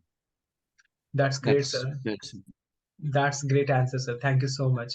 So digital system, if we take the example of switches in our home, so switch does have two option to like operate on. One is the zero and one is another one is one. So it means whenever we try to use this switch in our home, we can only able to produce two of the output, that is on and off conditions, right? Either on or off, either one of any one of them, either on or off. There are two limitations. It is fixed value with only with 0 and 1. It won't create any other value apart from 0 and 1.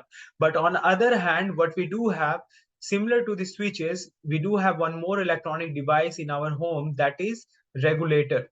And regulator is responsible to control the speed of fan in our homes, right? Control the speed of fan. So regulator is what is the role of regulator? Speed of fan. What is the role of regulator in our electronics devices? To control the speed, right? Means we are talking about some of the range which will be between 0 and 1. Means either it will 0 0.1, 0 0.2, 0 0.3 dot 1.0 up to 1.0, from 0 to 1.0. So whenever we speak in terms of analog device, means we are talking about the range between 0 and 1. But the digital system is the fixed value, and the value are 0 and 1. There are only two values in digital system. So you can also see using these diagram in here like the voice, like the temperature, we cannot able to generate on and off signals, right? So have the proper temperature reading, we must go for the analog stuff.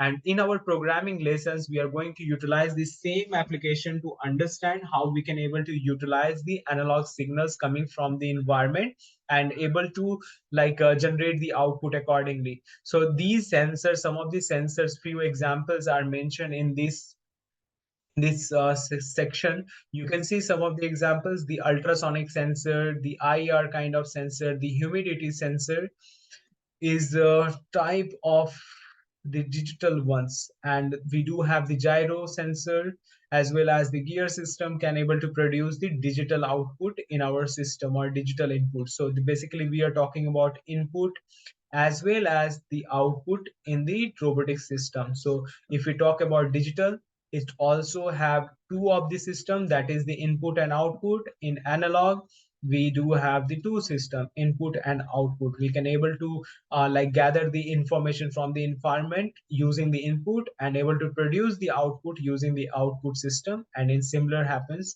to the digital ones. So the piezometric speakers and the joystick and LDR and different transistor based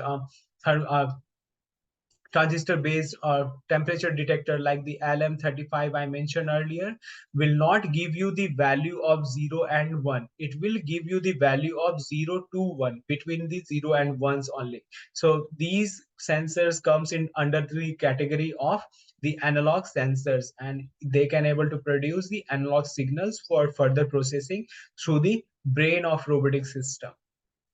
But So also we've got analog to digital converters and yeah, and in programming, digital sir, to yes, analog yes, sir, converters. we will discuss that. Yes, sir, that is great, sir. So let me add that thing on this topic.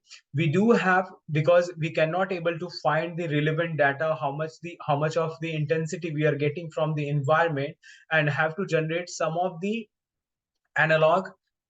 We are getting some of the analog as an input from the from the environment, and we are trying to generate some of the output in form of digital. Then what we need to do in our programming, what we have to do, we go for the ADC, that is analog to digital converter. And there is one value, like the digital one is fixed on the value either 0 or 1s, means low and high. Sorry. Yeah, the low and high in programming itself.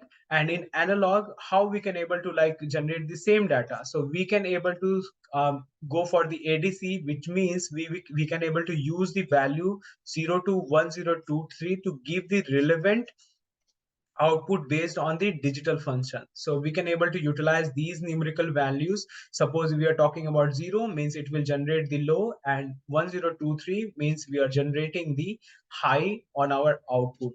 So we can able to utilize that in these as well in our programming lessons. And further the time when we will go for the Arduino programming, that is embedded C++ programming, we will discuss that in details to help us understand the concept of programming and how we can able to utilize the analog to digital function and analog to digital conversion to help us attain the desired output in form of the things we want to have. So thank you, sir, for the addition of that topic. So let's move on to the some of the basic sensors which we required in our project itself, like the temperature sensor, proximity sensor, accelerometer, IR sensor, pressure sensor, light sensor, ultrasonic sensor, smoke, gas, and alcohol sensor, and touch sensor, color sensor, humidity sensor, position sensor, magnetic sensors, that is the Hall effect sensor, microphone to have the audio understanding, like the sound waves detection from the environment itself. The tilt sensor, flow and label sensor. PIR sensor stands for passive infrared light sensor, passive infrared sensors. And touch sensor is all about giving the physical touch inputs to the system. Strain and weight sensor, which we will discuss in our further classes. So you can see some of the examples for different sensors are there in the slide itself. Like I mentioned, LM35 is used to gather the information of temperature from the environment. And similarly, we can able to utilize 10 kilo ohm anti-C thermistor for this application. Okay, that was the addition. Okay, the proximity sensor is a non-contact type sensor that detects the presence of an object. Proximity sensor can be implemented using different techniques like the optical, like the infrared or laser we can able to utilize. The sound based is the ultrasonic one, and magnetic based is the Hall effect one, and the capacitive one. So some of the application of proximity sensor are mobile phones. Whenever you dial one of the you dial some of the numbers, and you will just raise the phone to your ears, then it will automatically turn off the display. So that is the major reason behind turning off the display, because we are utilizing proximity sensor on our mobile phone application. And even though so many cars, several cars does have the parking sensors, that is the same proximity sensor implemented in the car backside of the car system itself. In industry, we can able to like go for the proper alignment using this sensor, and also ground proximity in aircraft to detect the height of aircraft with respect to the ground itself. So IR sensor is all about infrared sensors, and using this infrared sensor we can able to like generate the infrared signals from the transmitter, which is mentioned in the white color. There is two LED on top of the sensor, right? So one is the, here you can see there is two LED. One is the white, another one is in blue. So one is responsible to generate the IR signal. It is generating the IR signal, or we can call it as this is IR LED, which is emitting the infrared light into the environment. And another one is the receiver, and receiver is responsible to detect back these infrared. Suppose some obstacle are present in front of these device, then yes, after upon sending the infrared light to this component or the object, it will reflect back, and further receiver will receive it and inform the brain in form of the output from the pin itself.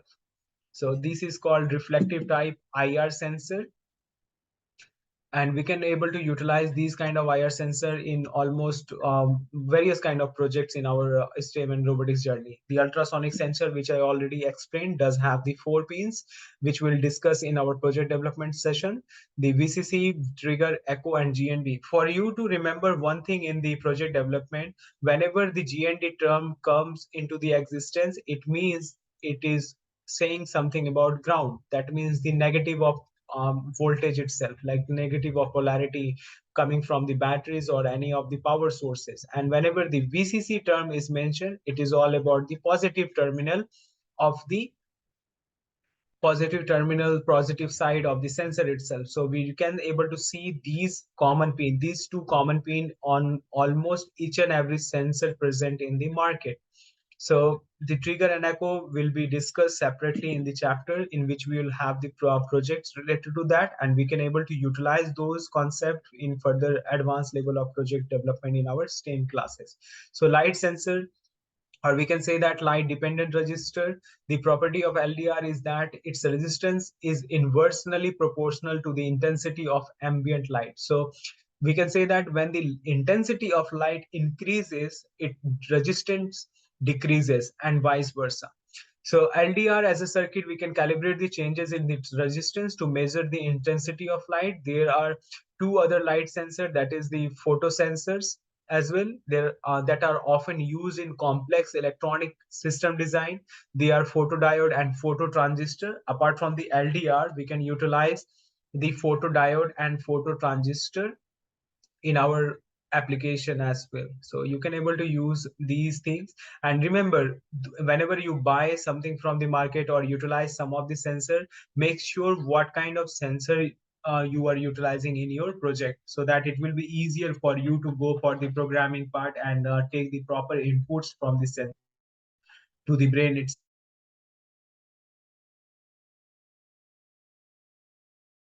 So as I already mentioned, some of these smoke and gas sensors are required to like detect the presence of gases and different gases in our environment. So I will mention some of these specific gas sensor that starts with the MQ series. And these MQ series are the cheaper alternative to detect the presence of carbon monoxide, carbon dioxide, methane, alcohol, propane, butane, LPG, and so many. if you would like to have the proper model number for the sensors, then I can also help you that in our group, which we created earlier for you, all of you. So I will share the details of different series of to have the MQ kind of sensor, which will come in very low cost for all of you. So the sensor is safety related application. We can able to utilize this sensor for our safety related application in different industry and in different workplace. Almost all offices and industry are equipped with several smoke detectors, right? You also maybe seen some of the smoke detector being present in your school premise or in your work environment, so which detects any smoke due to fire. And obviously there is no fire means there will be no smoke in the premise itself. So it will help the brain system to identify the presence of smoke, and further it will raise the alarm or generate some of the lights to help the authorities understand the condition of the environment, and further they will take the action to stop those fire hazard or fire stuff. So alcohol sensor is comes under the name of MQ3, and alcohol sensor detects alcohol. Usually alcohol sensor are used in breathalyzer devices. So I was already mentioned to like in traffic, many traffic police were utilizing these devices to detect or determine whether a person is drunk or not. Law enforcement personnel uses breathalyzers to catch drunk and drive culprits. So we can able to utilize these to make a smart helmet or some kind of devices which will be helpful for the human being to have. The touch sensor is also one of the good kind of sensors, which they are like they became the integral part of life, because we are utilizing those in our mobile phone application and in different electronic devices. We can see several touch sensor are already implemented based on the trackpads as well as in our laptops. So touch sensor, as the name suggests, detects the touch of a finger or a stylus. Often touch sensor are classified into resistive and capacitive types. So let me explain you the resistive and capacitive type of such sensor so that it will be useful for you to understand the major application of it. So resistive type does have two films and one column to like create the gap between the two pins, and whenever we try to pinch on this particular place, what happens, this one bends and touches this one area, like point A touches the point A area of bottom surface. So these two cathode, we can say that these two wire get connected to each other, and it helps the brain that some people or the hand itself touched in this particular place. So brain decides what to do and what not to do. In earlier times in our mobile phones,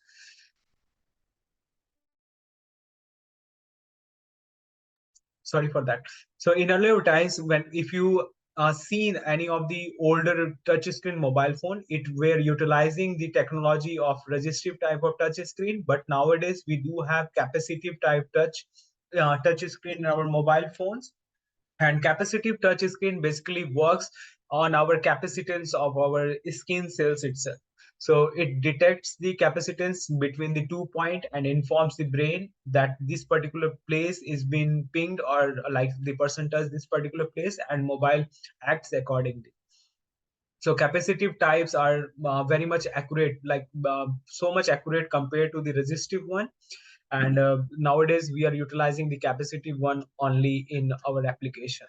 The color sensor, yes, to identify different color and to detect different object, we can utilize these color sensors in our application. So apart from the color sensor, what we do have is the humidity sensor, and I already mentioned the application of humidity sensor is to like get the details of moisture present in our environment, and through the detection of moisture in our environment, we can able to build some of the device like the food grain storage device contain relative humidity or no humidity to secure the food properly into the uh, premise itself. So tilt sensor is one of the sensor which are responsible to detect the presence of any movement made in the robotics body. So it does have made up of mercury, and hence they are sometimes called mercury switches. But most modern tilt sensor contains a roller ball, in which ball rolls from one place to another, and it helps identify us whether any movement happened in the robotics body or not. So this is the basic introduction of the electronic sensor, which we are going to utilize in our classroom program. And apart from the robotics sensor, what we do have is the main thing, that is the brain of robotics system. And why we need to have the brain in robotics? Because brain is responsible to take the input from the environment and produce the output in form of motion or any kind of output like the light, sound, and all.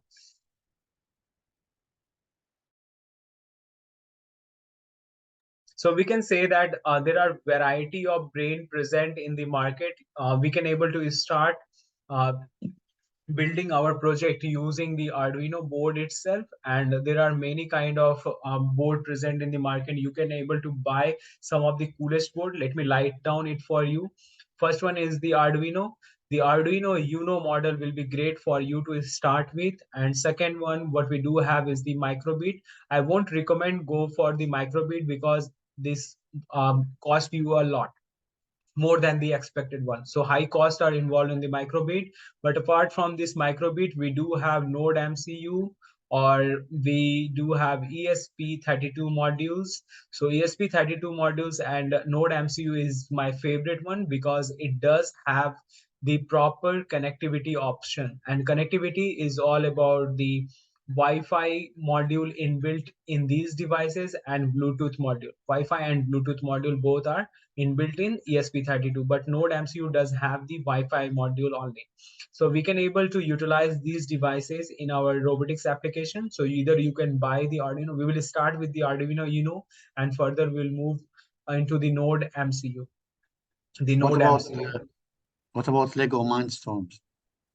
Yes, sir. We can also able to use that, but for the major project we are going to cover in this segment, we are going to utilize these. Even though the Python programming for the AI part does require the Node MCU, or also we can utilize the Raspberry Pi system. If you do have the Raspberry Pi system, then yes, our team will love to help you out develop the AI system. No, I mean Lego, the company, Lego Mindstorms.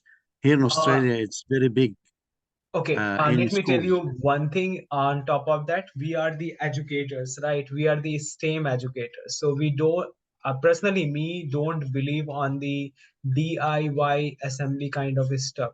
So either we will go for the pure scratch model to develop our core understanding in this domain, or we just simply rely on the DIY stuff to make our children's the assemblers of tomorrow. So we don't want to let them happen. That is why I mentioned the term rapid prototyping, because if you do have any idea, then we will go for the design segment using the Tinkercad platform and other designing software. Then further we will build that project from the scratch, from the zero base. That is the main goal in this classroom program, to let you have the overall summaries of how we are going to implement the innovation kind of teaching in our classroom program, rather than helping the student to make them become the DIY assemblers of tomorrow. Yeah, thank you. I've used both. Yes, sir. Thank you for that. I've actually taught both. Yes, sir. So Arduino you can utilize, sir. and There is no yep. limitation on that. You can able to utilize those things. But the major motto of this classroom program is to equip with the innovation oriented, that brainstorming kind of stuff, so that you can also bring your ideas and we will help you to build those projects. If you're facing any difficulties, that group is created for each and every teachers. They can able to like share their problems they are facing, because we are providing a platform for each and every teachers and each and every faculty members around the world. So we can able to collaborate. Even though I can able to collaborate with you directly on certain projects to help you understand, like implement these things, like the innovation oriented project building and development session.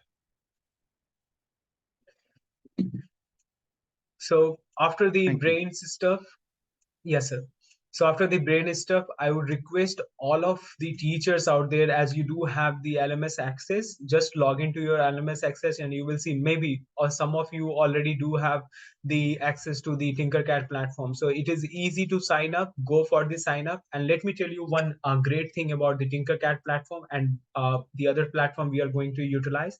The Tinkercad platform is known as the open source platform. And why to go for the open source platform?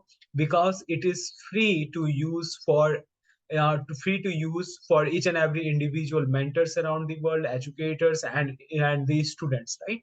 So using these open source platform will give you the flexibility to help your student do not rely on certain kits and certain things in their life. It will help them create a better workplace, help us create a better workplace for them. And why to go for the Tinkercad platform? Because Tinkercad platform does have the three capabilities. One is we can able to go for the 3D modeling in the Tinkercad platform to develop our prototype model for our ideas. We do have 3D model for the prototyping purposes.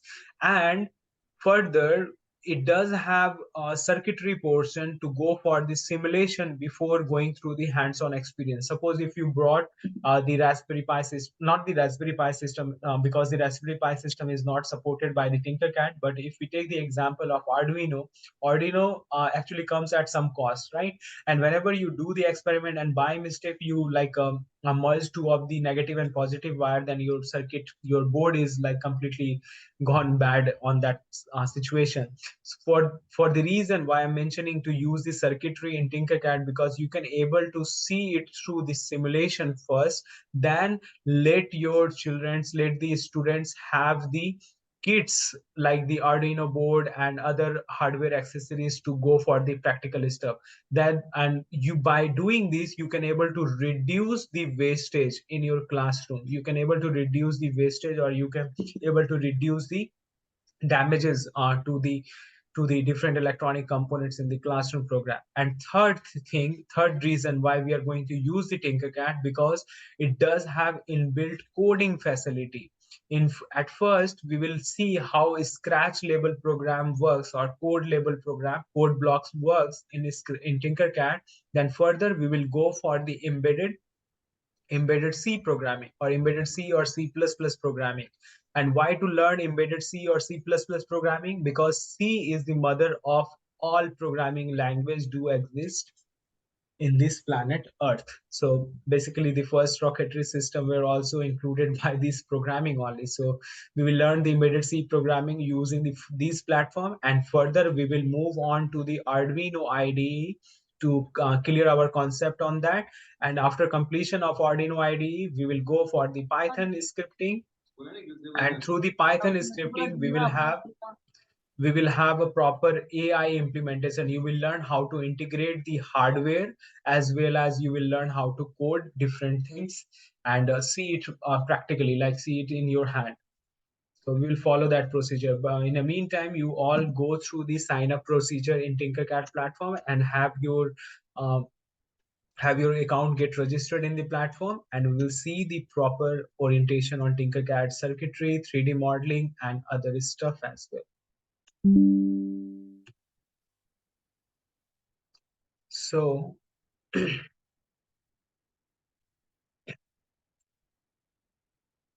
so apart from the Tinkercad platform, I would request all of the teachers to install the Arduino IDE, which is just Google it. Google the Arduino IDE in the web browser, and you will land on the download option. So on the under download option, go for the version 1.8, not the 2.2.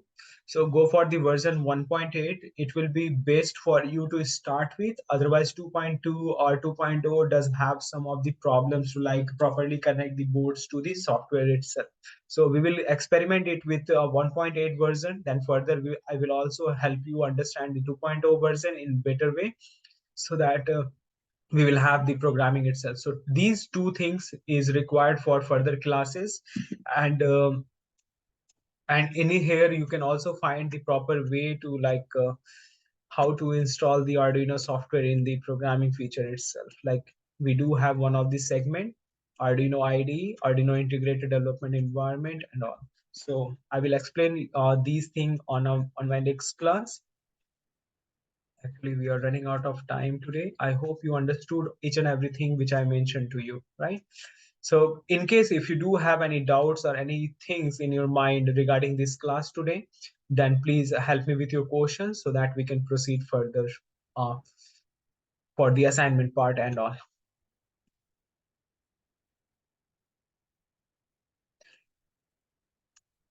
This is all for today. Help me with your question, please. If you do have anything in your mind or any doubts you do have, then I will love to help you out to understand and clarify those doubts in details. Thanks, Saurabh sir, for that. Just a one announcement from my side is that so our next class will be on next Friday, same time.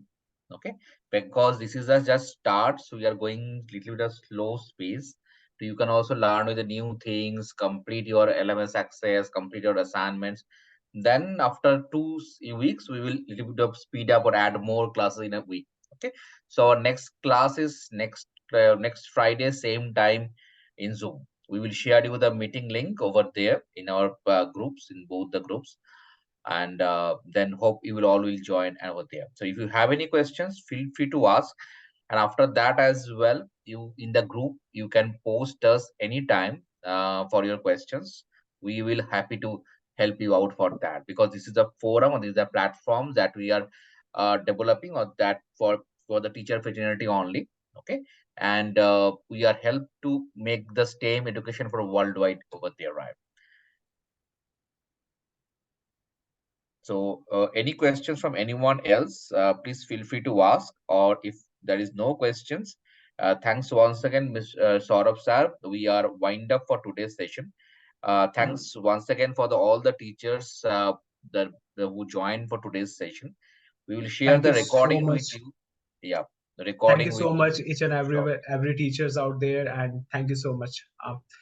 If you do have any doubts, even though after this classroom program, then ping your question in the group we created for you, so that it will be easier for me to answer each and every doubts of you. So it will be like this session I'm planning to go for the like proper collaboration mode, so it will be easier for me to understand your point of view on certain things. And yes, if anyone do have any great ideas and great projects, then yes, please share those with me as well, so that I can do experiment in here. And I will love to share my projects with you, so that you can also carry out those classes in your country, in your places. Thanks a lot. Thanks, Saurabh sir, for your kind word on that. So we are wind up for today's session. Thanks once again. Thank you. Bye.